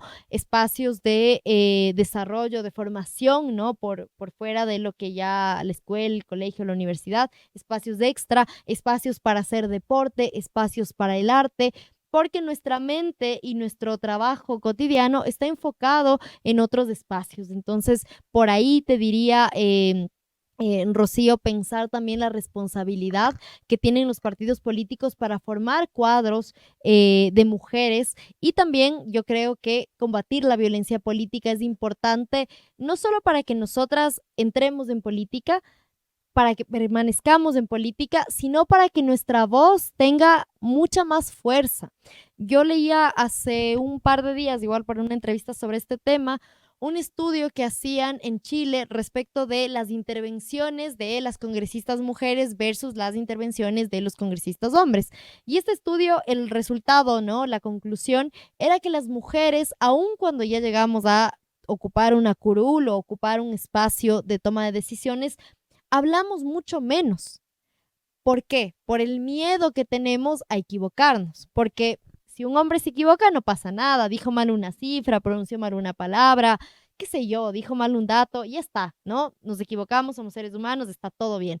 Pero ¿qué pasa cuando nosotras nos equivocamos? Ah, yo les dije, ya no está preparada. Ah, yo les dije, ven, por cómo es jovencita y no tiene experiencia, entonces dijo esas cosas. Ah, entonces ahí, digamos, hay una... no se nos mide a los hombres y a las mujeres con la misma vara. Para nosotras se nos exige mucho más, a pesar de que nos cuesta mucho más llegar a los espacios de toma de decisiones, y creo que esa es una consideración que los partidos políticos deben tener en cuenta. Tienen que haber espacios de formación específicos para mujeres, y que esos espacios de formación tengan una perspectiva de género, desde la construcción de qué se nos va a enseñar, ¿no? De qué saberes podemos compartir en esos espacios, sino también lo que les decía, ¿no? Pensar en las condiciones particulares que vivimos las mujeres respecto a nuestras vidas, lo que tenemos que asumir como madres, como abuelas, como tías o como mujeres en general, y a partir de eso hacer que nosotras podamos participar más de la vida pública, siempre y cuando también nuestros compañeros, los hombres, participen más de la vida privada. Dale, Berito. Muchas gracias. No, yo creo que Jairen ya dijo lo que es transversal en cada una de las organizaciones partidarias debería tener. Yo también convulgo con ella en el hecho de que las organizaciones, la infraestructura de las organizaciones partidarias deberían de ser inclusivas en cada ámbito, porque, claro, o sea, ahí empiezas a como que a violentar el derecho de participación, porque una mujer no puede ir a una reunión de la militancia dentro de la organización porque debe de cuidar a su hijo. Los trabajos de cuidado también son cosas que bloquean a las mujeres y que también logran incluso impedir su participación dentro de la esfera político-partidaria o dentro de un cargo de elección popular. Lo que considero también dentro de este ámbito es que yo creo que hay una agenda mucho más amplia en el tema de organizaciones políticas, que es la agenda de género, y que yo creo fervientemente que sí podemos unirnos, independientemente de la línea partidaria que tú tengas, independientemente de la línea ideológica que tú tengas. Hay cosas que no son negociables, y los derechos de las mujeres y los derechos de las diversidades sexogenéricas para nosotras al menos no son negociables. Entonces ahí creo que hay un punto de unión que debería de ir mucho más allá de una organización partidaria, que sí se tiene que hacer casa adentro, pero también casa afuera, y demostrar algo. A mí me acuerdo que me decían antes, cuando yo empecé a militar, ay, pero déjenles nomás que se peleen a las mujeres, dale el chisme que le dijo la una de la otra y créeme que se van a pelear, y no hace falta que nosotros hagamos algo, porque solitamente, solo entre ellas van a enojarse y se van a ir. Y imagínense lo cruel que puede llegar a ser ese comentario para nosotras, lo cruel de ese comentario, el ponernos como enemigas las unas de las otras, y el cogerse de eso para decir que las mujeres nos matamos entre nosotras mismas. Es algo aterrador, algo que solamente lo replicas y lo replicas sin responsabilidad, y que a la final del día lo que te dicen, mira, ya ves, ya se pelearon. Creo que esa es nuestra batalla, esa lucha de demostrar que no somos así. Yo he conseguido mujeres maravillosas a lo largo de mi camino, mujeres que me han acogido, que me han entendido, que me han disculpado, porque algo que también hay que dejar en claro es que cometemos errores todas, y que a veces, como dice Jairen, a nosotras nos toca soportar el triple de las críticas por el lugar que estamos, y porque tenemos menos, deberíamos de cometer menos errores que los hombres, porque a la final estás ahí, ¿no? Entonces, eso es algo que también creo que es muy importante. Voy a volver y te voy a decir, Rocío, creo que la red de acompañamiento y sostenimiento, no de una organización partidaria, sino de un colectivo en general en base a las mujeres que pertenecen a movimientos y partidos políticos, es muy importante. Una mujer dentro de su organización no va a decir lo que le está pasando. Es muy poco probable que diga, por miedo a que le voten, por miedo a que el director provincial le diga ya no, o sea, ya dijiste y te fregaste aquí porque eres una chismosa, porque para eso sí, para Eres criticar, problemática. eres problemática, histérica, etcétera. La frase Ajá, que les encanta, eres exacto. problemática, porque exiges tus derechos, eres problemática. Exacto, entonces es como que no, o sea, esas cosas sí creo que es muy importante hacerlo desde una estructura para que incluso desde esa estructura afuera las mujeres sepan que pueden denunciar internamente y que empiecen a fomentar el cambio de los estatutos. No se olviden que los estatutos dentro de las organizaciones partidarias son importantes. Ahí es donde tenemos que empezar a llegar a hacer las reformas. Las primeras reformas hasta en temas de capacitación y formación. Hay que dar capacitación también a los compañeros, o sea, el compañero no puede normalizar que a la compañera le callen en una reunión. Yo he ¿Qué ha sufrido ocurrido, eso, no? que En el yo he Consejo sufrido. Metropolitano. Yo he sufrido dentro de un Consejo Ejecutivo Nacional de mi organización, el compañero se atrevió a decir, la compañera vota que sí, o sea, discúlpame, me callas a mí para decir tu voz y sentirte más, no sé, Macho. más moralmente superior que yo exacto, por tu forma de ser o porque naciste hombre o yo no sé, pero esas cosas a una mujer que no, o sea, literalmente que llega, no le coge de nuevo, es como que bueno, ya dijo que sí, no voy a decir nada. Entonces, esa capacitación, formación, la mentoría es algo súper importante. Mujeres también necesitan ver otras mujeres para poder también decir, oye, lo alcanzó, lo hizo. Y hay un mensaje de Malala, si suene cliché, dice, yo lo hice para que otras puedan hacerlo, sepan que puedan lograrlo. Entonces, a eso creo que hay que preparar, hay que hacer las reformas dentro de estatutos de las organizaciones partidarias, hacer redes de acompañamiento, brindar también esa asesoría de cómo, hay algo muy importante, ya cuando llegas a instancias de elección popular, de las mujeres tienen agenda en común. Entonces, ahí es donde también creo que podemos unirnos y decir, esta es nuestra agenda, camina con nosotras y trabajemos en conjunto, porque esto es lo que hay que ir a cambiar en cada uno de los municipios, en cada uno de las prefecturas, en cada una de las alcaldías, en cada una de la asamblea. Miren lo que pasó en el tema del aborto. Había movimientos muy divididos. Éramos pocas las mujeres que decíamos, no, o sea, aquí cero barreras en todos los ámbitos, o se daba discursos diferentes, mientras el movimiento antiderechos le daba la palabra a una compañera a la otra compañera, o sea, era increíble ver eso. Entonces, a eso hay que ir, hay que articularnos, hay que fomentar agendas, si es que no tiene la compañera, guiarle. Nosotras no somos monedita de oro para caer bien a todos, pero tampoco tenemos todo el conocimiento. Yo el día de hoy he aprendido de ti, Rocío, de ti, Joana, de Fabricio también, y creo que eso es importante, saber que podemos ir aprendiendo en el camino y equivocarnos y también volvernos a levantar. Muchísimas gracias, lindas palabras. Tu voz, ahora tus opiniones. Bueno, ya nuestras compañeras han dicho muchísimo. Yo solo quiero reforzar en el tema de la preparación, la capacitación que se necesita un montón. Queremos cubrir espacios de política, pero necesariamente debemos estar preparadas para llegar a esos cargos que son tan importantes, porque estamos hablando de dirigir una ciudad, una provincia, un país. Necesitamos capacitarnos. Y yo sé que muchas veces podemos pensar, sí, pero el acceso a la educación, cuán costoso es, y hay escuelas de gobierno, pero son con unos valores altísimos, porque me ha tocado inscribirme y son valores muy, muy complicados de pagar, pero también hay otras formas, hay talleres, hay estos espacios, hay becas donde las mujeres nos podemos preparar. Y yo creo que de alguna forma este rol que la sociedad nos ha dado, o autoimpuesto en muchos casos, de las mujeres somos las que tenemos que cuidar a los niños, las que tenemos que cocinar, lavar los platos y administrar la casa, también debemos dejarlo de lado, porque ¿quién nos dio ese rol? Nos educaron de esa manera. Desde nuestras abuelitas, nuestras mamás nos dijeron, tú eres la encargada de lavar los platos. Y tu hijo, pues que ni se acerca a la cocina porque ese no es su rol, ese no es su papel. Bueno, eso ya está caduco. Un niño, un adolescente, un hombre, el esposo, puede ingresar a la cocina, puede preparar los alimentos, puede lavar los platos. Los dos podemos hacer todo de igual manera. ¿Acaso no estamos buscando la igualdad? ¿Y qué pasa cuando nuestra pareja digamos, quienes estamos casadas, dice, voy a lavar los platos. Y uno, no laves los platos porque ya me siento como que estoy fallando en mi rol. ¿Por qué? Nos enseñaron eso, pero eso ya está caduco. Y hablando en este tema porque muchas pensamos, no, tenemos tanto que hacer en la casa que no tengo tiempo de ir a prepararme, de ir a buscar capacitación, de ir a buscar un espacio en la política y de generar cambios. Pues sí tenemos el espacio, sí decidimos delegar. Delegar a nuestras parejas, delegar a nuestros hijos que ya son mayores, que tienen la capacidad. ¿Qué les podemos decir?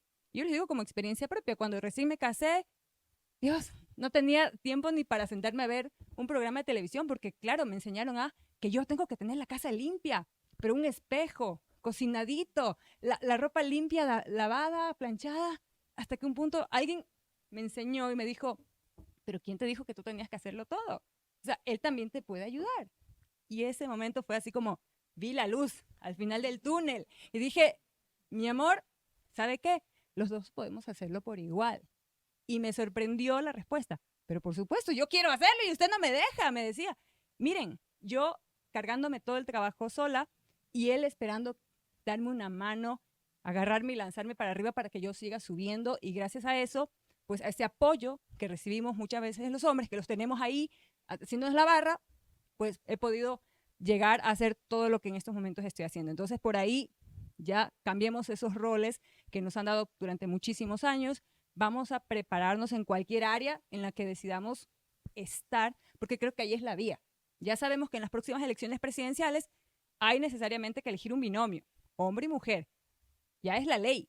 Y yo le decía a Rocío antes de empezar, yo no sé si tener esa esperanza de ver qué mujer va a ser el binomio, qué mujer va a convertirse en presidenta o vicepresidenta, o sentir terror.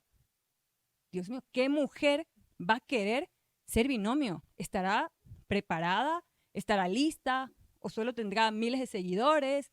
¿O solo será famosa? ¿O solo qué?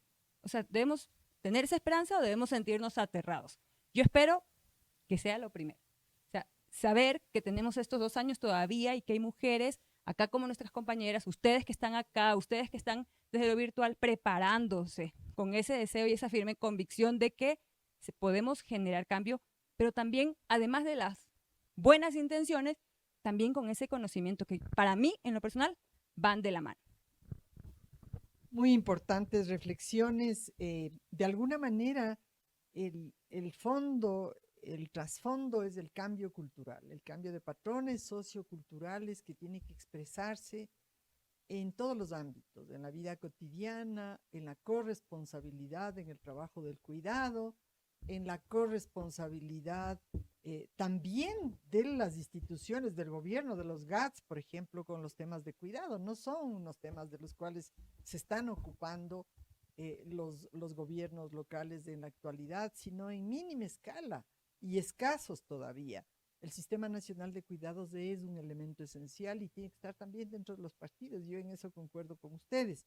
Y fíjense que ese es parte de los compromisos que estamos intentando desarrollar en el acompañamiento con los partidos. Es decir, que los partidos se hagan cargo del cuidado, porque efectivamente es una traba, porque es tiempo invertido por parte de quienes cuidan, de las propias mujeres que no han tenido el chance de compartir las responsabilidades familiares del cuidado, que se convierte en un obstáculo. ¿Cómo superar esos obstáculos?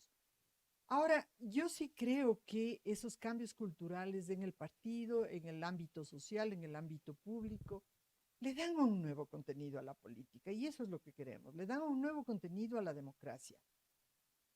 Y le dan un nuevo contenido en donde pasan a ser importantes los derechos de las personas, que no esté solamente escrito el derecho a una vida libre de violencia.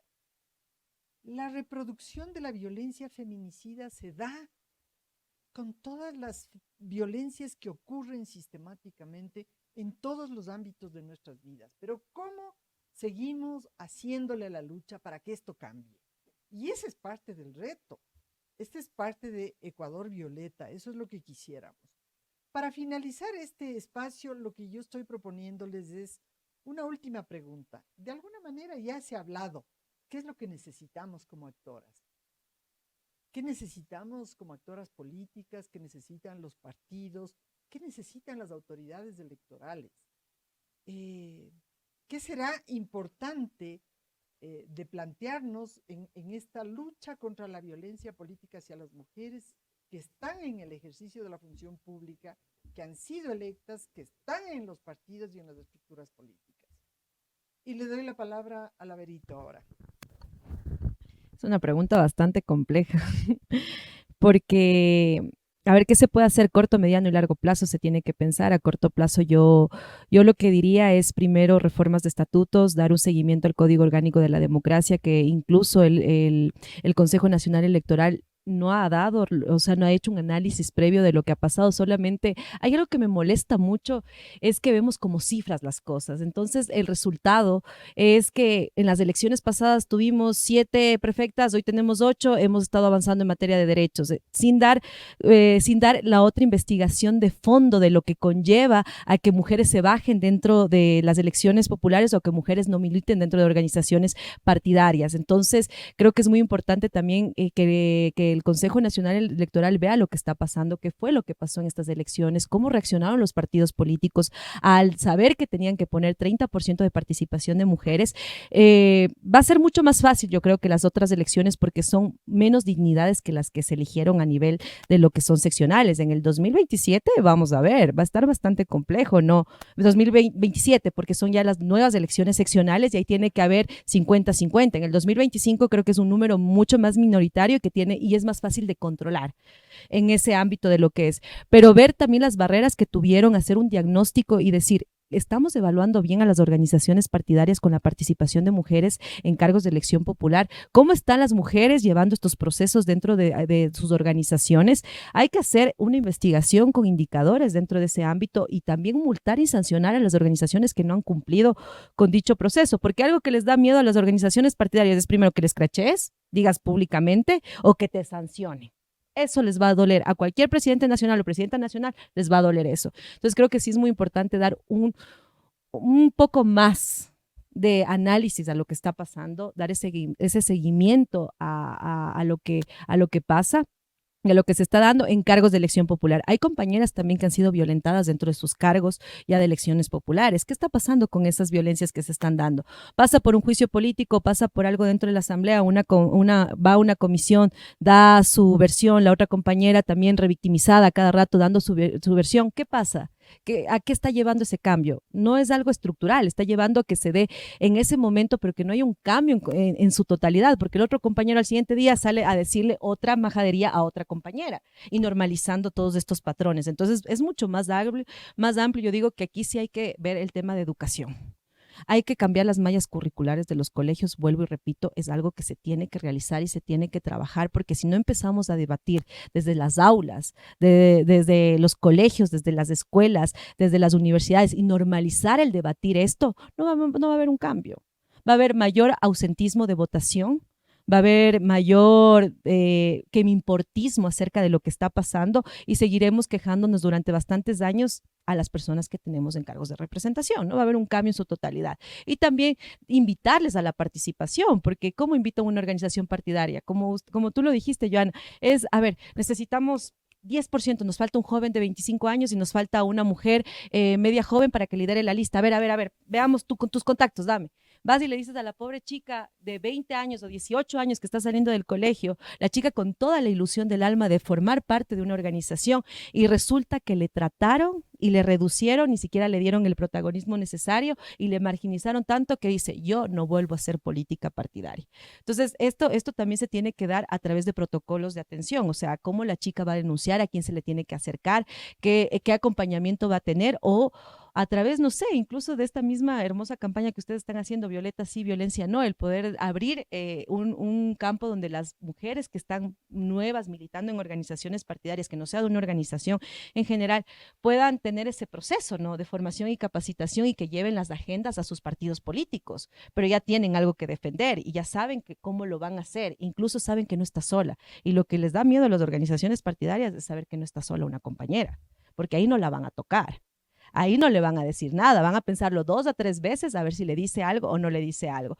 Esos son uno de los ámbitos que yo te puedo decir qué es lo que se puede hacer, qué se puede trabajar, lo que yo he visto que ha funcionado. Y claro, o sea, qué pena decirte que va a tener que durar más años todavía para que esto cambie y qué bueno que el cambio empiece ahorita. Yo escucharle a Joana me llena todavía de esperanzas, escucharle a Jairén me llena de esperanzas en un mundo que también es súper difícil. Yo he visto a compañeras llorar, a compañeras divorciarse también. Dejar a sus agresores también en ese campo porque han conocido el feminismo, porque han conocido que no se tiene que ser esclava de algo que les duele, que les molesta y han logrado esa apertura y ustedes son clave para esto, las organizaciones sociales, los colectivos y las colectivas que han ayudado ya a mujeres. Ahora en este ámbito también que vean cómo nos pueden ayudar a nosotras como compañeras y como amigas y hermanas y el poder trabajar en función de ello y demostrarles a los hombres que no es que tienen que poner roles de género que nos están haciendo un favor por ocupar su papel o ser seres humanos funcionales, sino demostrarles que podemos trabajar en conjunto y sacar agendas en común. Muchísimas gracias. Sentidas palabras y mensajes profundos. Creo que este es un largo camino que tenemos que recorrer juntas. Jairen, por favor. Bueno, creo que ya, bueno, para ir finalizando, creo que es muy importante agradecer este espacio y agradecer también a mujeres como Rocío, como Paquita, mujeres que nos han antecedido en esta lucha, porque hay que decir que la oportunidad que el día de hoy tenemos Verónica, Johanna, yo, de poder estar aquí hablando públicamente, de haber podido ingresar a la universidad, de tener el derecho a votar, de tener el derecho a ser elegida, en fin, todos los derechos de los que ahora gozamos son producto de una lucha. Y creo que lo que nosotras tenemos que hacer de aquí para las generaciones que vienen luego de nosotras es seguir conquistando derechos, porque yo creo que algo tenemos que tener muy en cuenta y es que un derecho conquistado siempre puede ser un derecho arrebatado.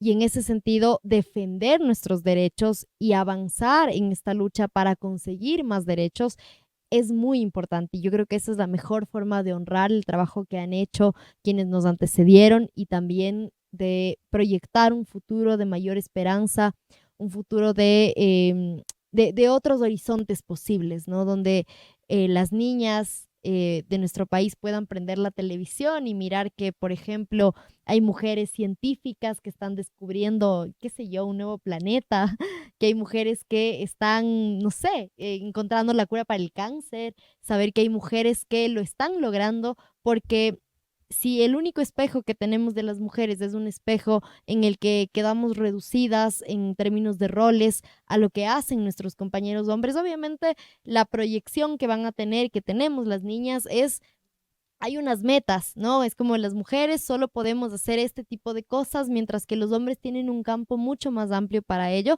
Y yo creo que que las niñas puedan mirar más mujeres en política también transforma el mundo porque les permite imaginar un horizonte distinto en el que a ellas, si es de su gusto, también van a decir, bueno, yo puedo ser como esa chica, como esa mujer que está hablando en la televisión, ya sea dando noticias, ya sea haciendo política o, digamos, proyectando unos sueños distintos. Creo que en ese trabajo, como ya lo hemos conversado a lo largo de todo este conversatorio, los partidos políticos tienen una responsabilidad importante, los medios de comunicación tienen una responsabilidad también sustancial, las autoridades electorales y todos como sociedad.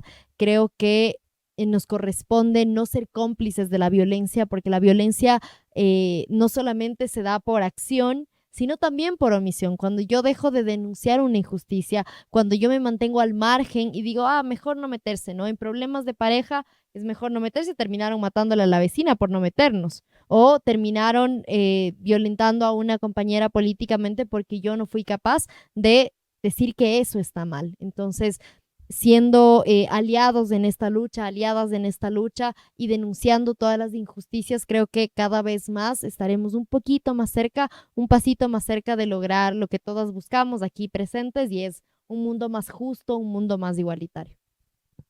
Muchísimas gracias, Jairen. Y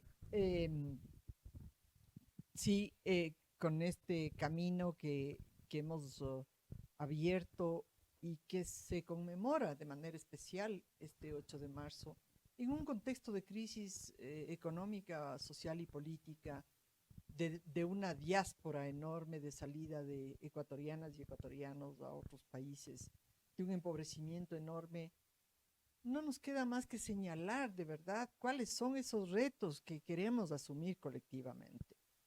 Y nosotras sí, como Coalición Violeta, hemos dicho que el trabajo junto a los partidos es un nodo muy importante que no podemos seguir postergando. Necesitamos en ese sentido ir construyendo una nueva cultura democrática, asumiendo todos esos retos que ustedes nos están planteando desde adentro de los partidos, acompañando esos procesos, incrementando nuestras capacidades, nuestras visiones, nuestras relaciones, porque si hay algo por lo que se caracteriza el feminismo es por el trabajo en red. Y ese trabajo en red sobre prioridades específicas ha sido muy prolífico, nos ha permitido una constitución del 98 que fue una base muy importante para los derechos de las mujeres ecuatorianas. Para el 2008 fue una antesala muy importante. Y necesitamos seguir ese camino, pero ese camino efectivamente se hace juntas. Es más potente cuando, dejando banderías políticas, podemos tener plataformas comunes, podemos tener causas comunes, prevención y erradicación de las violencias contra las mujeres en el ámbito político. Implica una actuación concreta en donde estamos. Y yo quiero, para finalizar, darle la palabra a Joana con su mensaje al respecto. Bueno, sí, mientras escuchaba sus intervenciones pensaba en qué podemos hacer desde los medios de comunicación, que tenemos un rol y un papel importantísimo porque tenemos ese poder de llegar a miles y millones de personas, no solo a través de los medios tradicionales, sino también a través de las redes sociales.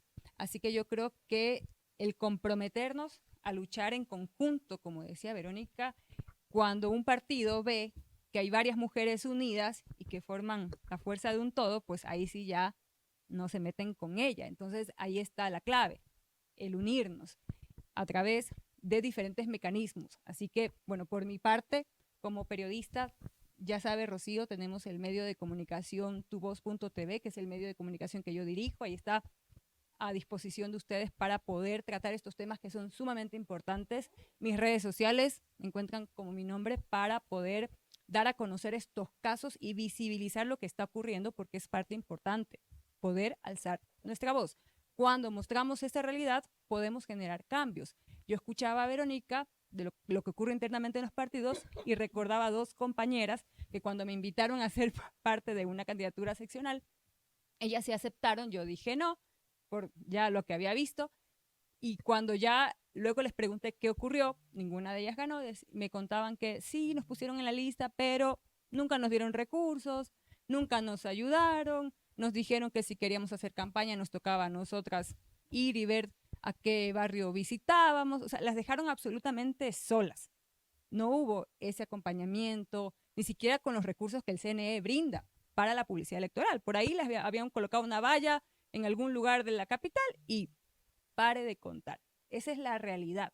Pero si lo contamos, si lo mostramos, si lo denunciamos y utilizando esta herramienta que tenemos, que son las redes sociales, podemos llegar a tanta gente y de esa manera también ejercer presión para que quienes tienen la potestad de generar cambios, de sancionar, pues lo hagan. También nosotras debemos ejercer esa presión, hombres y mujeres. Estaba recordando estas palabras que escribió la filósofa rusa, Ray Rand, que ella siempre se preguntaba, la pregunta no es ¿quién va a dejarme? La pregunta es ¿quién va a detenerme? Yo creo que podemos hacer absolutamente todo. Las mujeres solas somos fuertes, pero unidas somos invencibles. Ahí está mi compromiso de unirme a todas estas iniciativas, todas las personas que deseen promover los derechos de las mujeres, cuenten conmigo desde los diferentes espacios en los medios de comunicación en los que tengo ese privilegio, esa oportunidad de trabajar, pues allí voy a estar, Rocío, y pues trabajando siempre en conjunto cuando lo necesiten. Muchísimas gracias, Joana. Yo quiero decir que en el 2003, cuando estuve en el CONAMU como directora ejecutiva del Consejo Nacional de las Mujeres, que en ese entonces fue parte de la Presidencia de la República, construimos un lema con la sociedad civil. La acción del Estado tiene que ser para transformar la vida de las mujeres. Y nuestra frase era transformando la vida de las mujeres. Y yo creo que ese transformando la vida de las mujeres es una acción cotidiana. Nos cambia la vida. Nos cambia la vida todos los días cuando tomamos un poquito, cuando damos un pasito en la conciencia, en la unidad, en la comprensión de las causas de mujeres como las Madres Coraje, a quienes yo saludo su presencia hoy día en este evento, que me llena, me estremece también, porque su situación nos ha cambiado la vida muchas veces, miles de veces. Y porque estamos absolutamente convencidas de que este es un camino conjunto y que tenemos que hacerlo de la mejor manera. Y tenemos que lograr que haya una respuesta del Estado, de los partidos, de los medios de comunicación, que vayamos por este camino construyendo la paridad, la democracia, una vida libre de violencia como un derecho básico, esencial de una nueva democracia. No podemos seguir igual. El país no da más. Necesitamos acometer juntos y juntas, en la ciudad y en el campo, en la capital y en toda la Amazonía y las provincias de la costa de la sierra y en Galápagos, para hacer ese cambio. Lo necesitamos mucho. Así que les invitamos a continuar esta campaña. Violeta sí, violencia no. Abre sus puertas, abre un cauce ancho que no sabemos cuándo va a terminar. Probablemente habrán varias generaciones, ya están incorporadas mujeres de otras provincias, de otras generaciones, de las universidades. Vamos con ello, sigamos en esta tarea conjunta. Muchísimas gracias.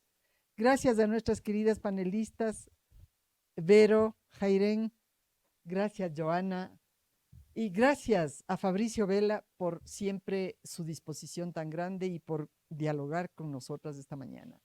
Muy buenas tardes.